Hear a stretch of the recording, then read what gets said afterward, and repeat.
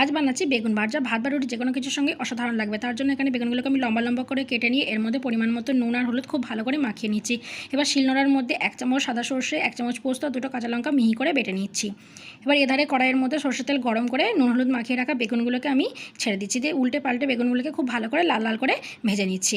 দেখুন বেগুন কিন্তু খুব ভালো করে ভেজে নেওয়া হয়ে গেছে। এবার বেগুনগুলোকে তেল ঝরিয়ে উঠিয়ে নিচ্ছি। এবার ওই তেলের মধ্যেই আমি সামান্য কালো জিরে ফোড়ন দিয়ে ফোড়নটাকে একটু নাড়াচাড়া করে নিচ্ছি। এবার দিয়ে দিচ্ছি কিছুটা কুচিয়ে রাখা পেঁয়াজ, দিয়ে খুব ভালো করে নাড়িয়ে চাড়িয়ে পেঁয়াজটাকে আমি লাল লাল করে ভেজে নিচ্ছি। এবার বেটে রাখা সর্ষে পোস্ত কাঁচা লঙ্কাটা এর মধ্যে দিয়ে দিচ্ছি, দিয়ে খুব ভালো করে মিশিয়ে দিচ্ছি। দিয়ে এর মধ্যে দিয়ে দিচ্ছি স্বাদ অনুযায়ী নুন, সামান্য হলুদ গুঁড়ো, লঙ্কা গুঁড়ো আর সামান্য একটু চিনি, দিয়ে সমস্ত কিছুকে দিয়ে মশলাটাকে খুব ভালো করে কষিয়ে নিচ্ছি। দেখুন মশলা থেকে খুব ভালোভাবে তেল ছেড়ে গেছে। এবার এর মধ্যে পরিমাণ মতন জল দিয়ে দিচ্ছি, দিয়ে এবার ভেজে রাখা বেগুনগুলোকে আমি এর মধ্যে দিয়ে 2 মিনিট খুব ভালো করে ফুটিয়ে নিচ্ছি। 2 মিনিট খুব ভালো করে রান্না করে নিলেই তাহলেই তৈরি হয়ে যাবে আমাদের বেগুন বাহার। তো বন্ধুরা, আমার এই রেসিপিটা কেমন লাগলো কমেন্টে অবশ্যই জানাবেন। ভিডিওটা ভালো লাগলে একটা লাইক করে চ্যানেলটাকে সাবস্ক্রাইব করে দেবেন।